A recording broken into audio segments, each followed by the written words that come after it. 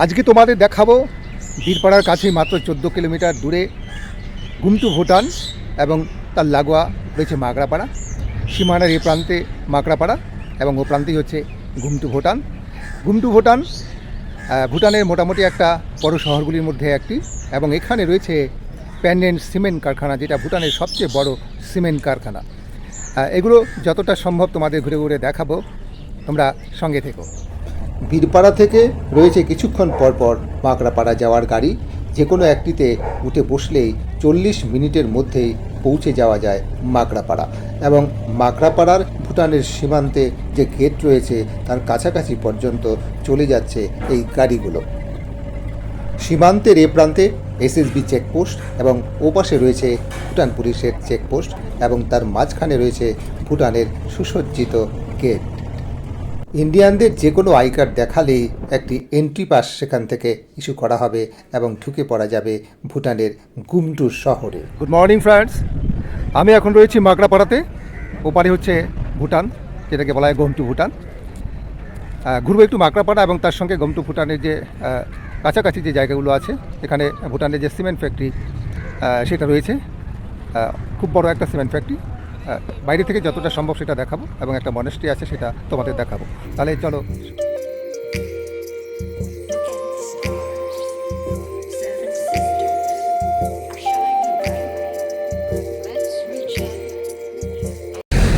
আমরা ঢুকে গিয়েছি গুমটু ভুটানে।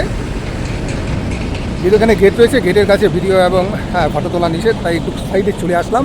এখন যাবো যেখানে রয়েছে এখানকার ভুটানের সবচেয়ে বড় যে সিমেন্ট ফ্যাক্টরি, সেই সিমেন্ট ফ্যাক্টরির ওদিকটা। রাস্তার অবস্থা খুবই বাজে, তাছাড়া ওয়েদারটাও ভালো নয়, চারদিকে শুধু ধুলো আর ধুলো।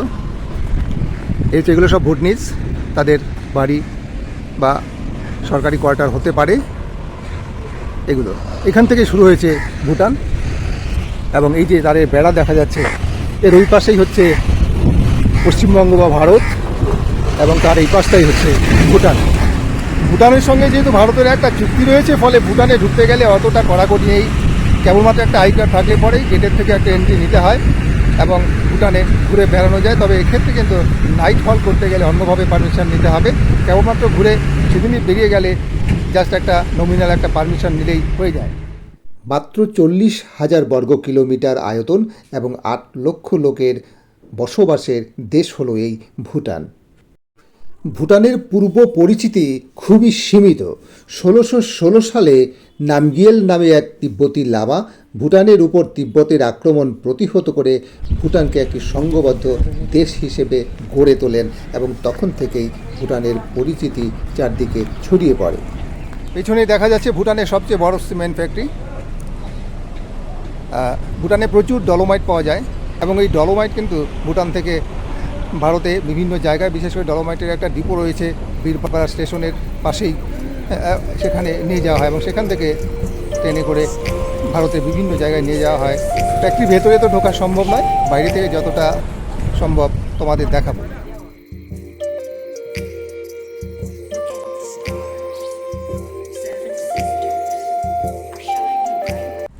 বাদিকে গুমটু টাউন, ভুটানের একটা টাউন। ভুটানের সবচেয়ে বড় সিমেন্ট ফ্যাক্টরি প্যান্ডেন্ট সিমেন্ট, আমার পেছনেই তার ফ্যাক্টরি। আমরা এখন চলেছি গুমটু যে টাউন রয়েছে সেই টাউনের দিকে। খুব ছোট্ট টাউন, এমনিতেই ভুটানের লোক সংখ্যা খুবই কম। এদের সবচেয়ে বড় টাউন হচ্ছে যেটা ক্যাপিটাল অর্থাৎ থিম্পু, তারপরেই সেকেন্ড লার্জেস্ট টাউন হচ্ছে ফুনসেলিং। গুমটু টাউন।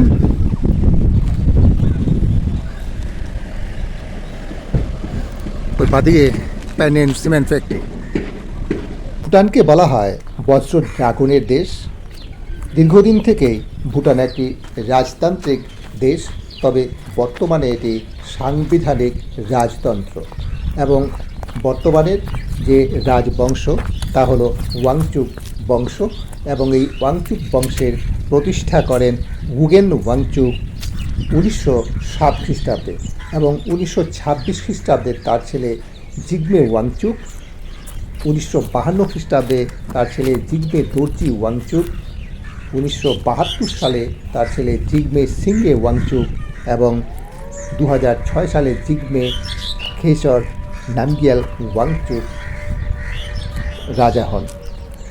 জিগমে সিংহে ওয়াংচুকের সময় ভুটান পুরোপুরি রাজতন্ত্র থেকে সাংবিধানিক রাজতন্ত্রের দেশে পরিণত হয়। ভুটানের রাজাই হলেন সাংবিধানিক প্রধান এবং মন্ত্রীদের একটি কাউন্সিল রাষ্ট্রের নির্বাহী কার্য পরিচালনা করে। ভুটান হলো একটা বুদ্ধিস্ট কান্ট্রি, ফলে ভুটানের সর্বত্র এই ধরনের যে মনেস্ট্রি বা গুম্ফা এগুলো দেখতে পাওয়া যায়। এখানে দেখা যাচ্ছে পরপর 4টে গুম্ফা বা মনেস্ট্রি রয়েছে। অতটা বড় নয়, ছোট ছোট, তার মধ্যে এটাই সবচেয়ে বড়। এবং একদম পাশের যেটা, এটা মনে হয় ওদের চৈত্য তত্ত্ব কিছু হবে বা স্তূপ হবে। এদের মনাস্ট্রির পাশে আবার কিছু স্তূপও দেখতে পাওয়া যায়। এখানে রয়েছে ধ্যানমগ্ন বুদ্ধ।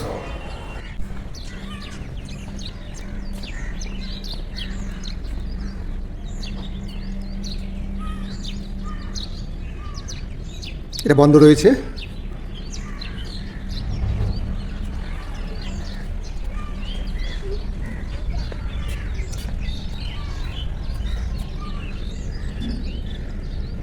এটা বন্ধ, ফলে আর ভেতরে যাওয়া যাবে না। আর এটা হচ্ছে স্তূপ, বুদ্ধিস্ট স্তূপ বা চৈত্য। অনেকক্ষণ ঘোরাঘুরি হলো। একটা রেস্টুরেন্ট, সেজাং রেস্টুরেন্ট, এটা ভুটান নাম এবং ভুটানের রেস্টুরেন্ট। এখানে ঢুকে একটু খাওয়া দাওয়া করবো আমরা।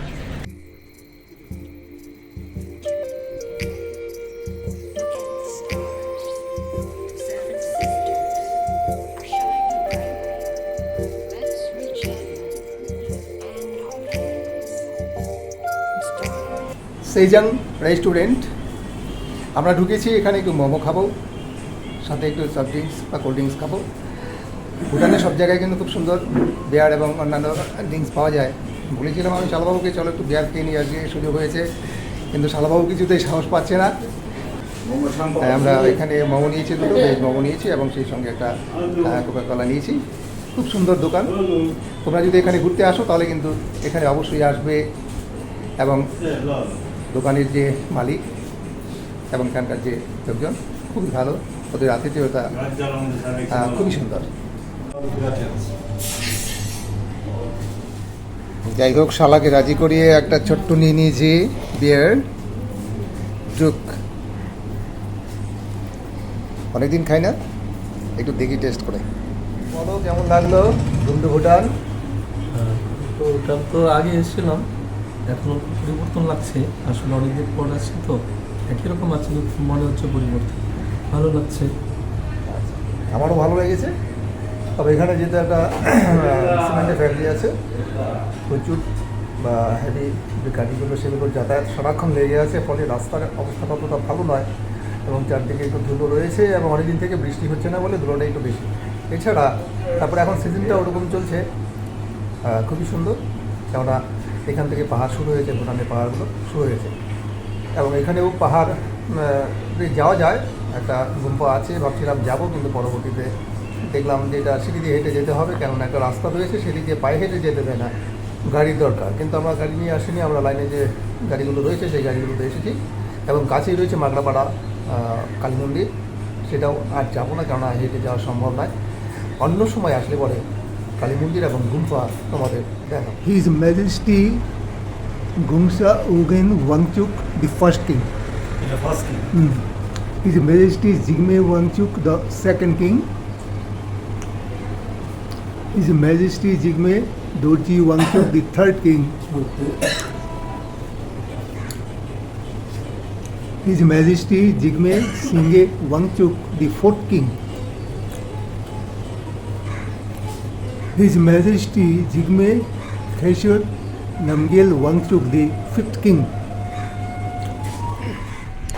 বেরিয়ে আসলাম রেস্টুরেন্ট থেকে। আমাদের গুমটু ঘোরা শেষ হয়ে গেল। এবার আমরা বাড়ির দিকে রওনা দেব। কেমন লাগলো ভিডিওটা অবশ্যই কমেন্ট করে জানাবে। যদি ভালো লাগে তাহলে অবশ্যই লাইক করবে এবং আমার যে চ্যানেল রয়েছে যারা এখনও সাবস্ক্রাইব করোনি তাদের কাছে অনুরোধ থাকলো সাবস্ক্রাইব করার জন্য, এবং যারা ফেসবুক পেজে দেখো তাদের কাছে অনুরোধ থাকলো ফেসবুক পেজটি ফলো করার জন্য। আমি তাহলে আজকের ভিডিওটি এখানেই রাখছি। সবাই খুব ভালো থাকবে। বাই, দেখা হবে পরের ভিডিওতে।